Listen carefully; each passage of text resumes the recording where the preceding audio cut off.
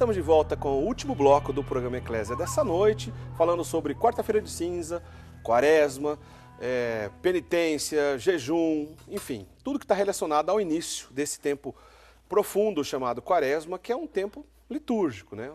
Aliás, o padre já explica pra gente daqui a pouquinho ainda nesse bloco essa ideia de tempo litúrgico, de onde veio e por que isso acontece há tanto tempo.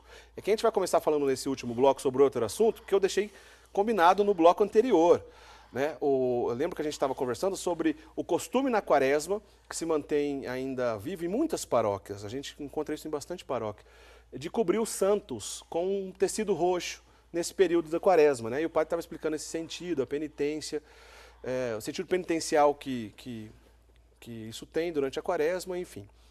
A gente chegou na questão, mais uma vez, do culto aos santos, né? Como eu estava dizendo no bloco anterior, a gente sempre fala nesse assunto e sempre tem gente com dúvida, não faz mal, a gente sempre repete, não tem problema. Vamos lá, vou fazer a pergunta ao senhor clara e objetiva, como nós recebemos aqui por diversas vezes durante o ano, Padre Wander. A Bíblia não proíbe fazer imagens? Que história é essa dos católicos que andam fazendo imagens durante todo esse tempo na qual existe a igreja e a gente não acaba adorando esses santos? Católico não adora santo? Isso não está errado, Padre Wander? Boa. Bom, eu lanço um desafio para o Eclésia, Eric. Fazemos no futuro um programa só sobre a questão das imagens, mas todo sobre a questão do culto aos santos e às imagens.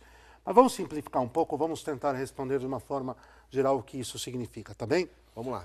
Primeiro, quando no livro do Êxodo existe a proibição dada pelo Senhor a Moisés, ligada ao mandamento, não farás para ti escultura de tudo aquilo que está acima da terra ou debaixo bem do céu, o texto muito claro quando nós temos no capítulo 20 do Êxodo a prescrição dos mandamentos. A primeira coisa é, Israel vinha do Egito, mais uma daquelas culturas e civilizações politeístas. E em todas as civilizações politeístas, ou seja, que tentaram encontrar o caminho de volta para Deus por si mesmos. Porque, no fundo, foi isso que aconteceu nessas culturas. Tentaram encontrar o caminho de volta para Deus por si mesmos. E aí falharam. Porque aí foram multiplicando cada vez mais uma experiência mais vazia, uma experiência mais absurda. Foram multiplicando os seus falsos deuses a partir de crenças ocas. Eu vou dar um exemplo. Sim. Em todas as culturas antigas, a egípcia, a persa, a babilônica, a romana, as forças da natureza eram cultuadas como deuses.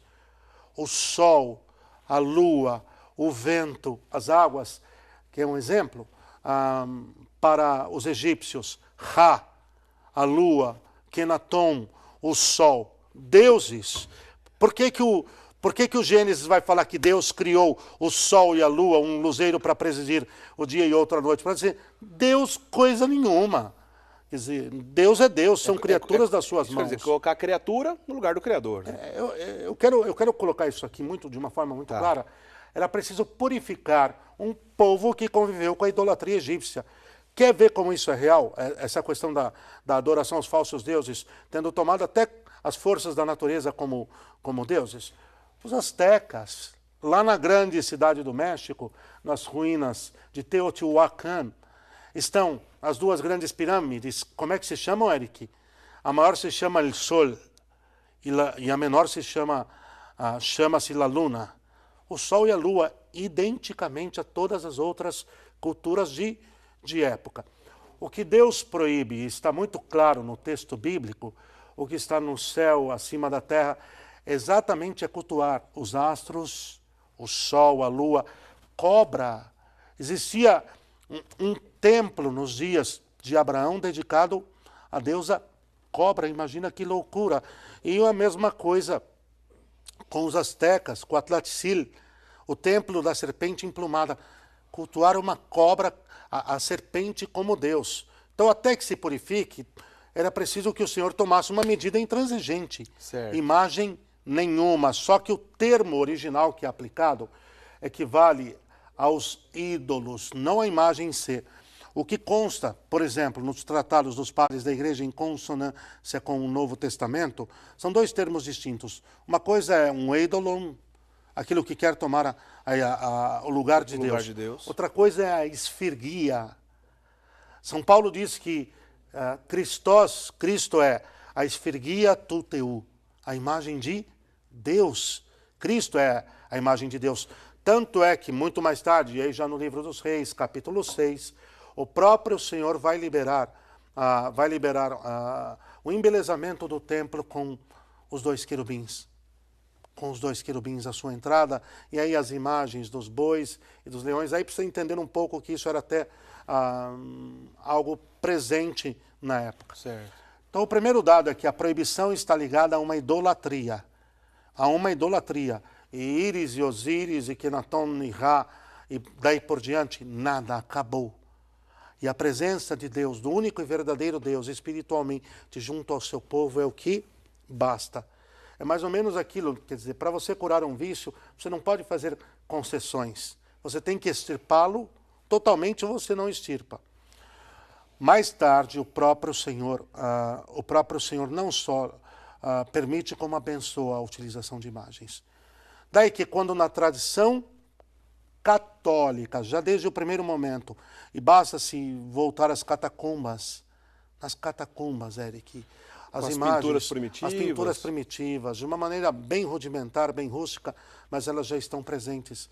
Vai cair naquilo que os padres da igreja ensinavam, que as imagens são as escrituras dos iletrados, dos analfabetos, porque pela imagem se transmitia aquilo que estava querendo se transmitir. E numa sociedade que não era difícil encontrar analfabeto, inclusive. Né? Não, muito pelo contrário, uma grande quantidade. E daí que desde um primeiro momento o culto de veneração aos santos e de utilização das imagens, diga-se aqui, veneração, dulia, não latria. Latria, adoração só a Deus. Por isso que não é uma idolatria, porque nós não adoramos santo nenhum.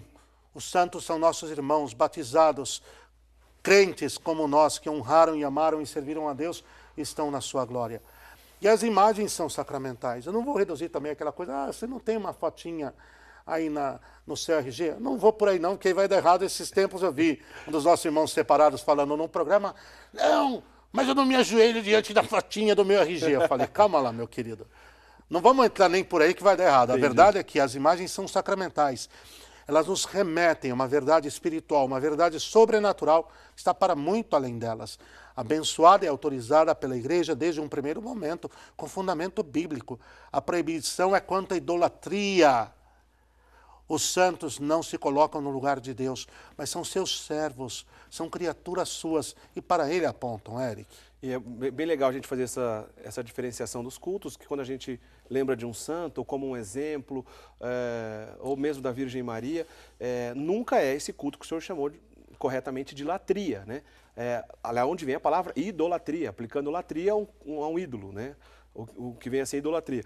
Então, latria, o culto só a Deus. Dulia, como o padre disse, esse culto de veneração, respeito aos santos. Apenas para Nossa Senhora que tem uma diferença, que é a hiperdulia. Uma hiperdulia. Que é, vamos dizer assim, um respeito ao extremo. Uma grande veneração. Legal. Uma veneração acima de todas as outras em relação a ela. Então, meu querido, é preciso estudar um pouco de história, entender o que aconteceu no passado, por que se deu a proibição ali, e logo na sequência a reconstrução da importância de se utilizar a imagem como apoio à compreensão do mistério de Deus. Muito interessante. Olha, não foi a primeira vez que nós respondemos sobre isso, diversas vezes já respondemos, e provavelmente não será a última. A gente volta nesse assunto em outros momentos oportunos. Vamos lá, então, vamos gastar esses últimos minutos que a gente está aqui no restinho do nosso programa, para a gente botar alguns outros pontos aqui relacionados ainda à Quaresma. Bom, desculpa aí, mas é que eu não me aguento. Tá certo, tá me certo. controlo. Tá certo. Fez muito bem. Nós perguntamos, a gente queria ouvir a resposta, foi muito bem. Não, mas não me controlo, eu estou falando sério. Porque a coisa é séria, né? Vamos lá, Padre Wander. Quaresma é um tempo litúrgico, né? A igreja dividida em tempo litúrgico. Agora, essa questão do tempo litúrgico, de onde se remonta? Sempre foi assim? É do início do cristianismo? O que o senhor pode dizer sobre isso?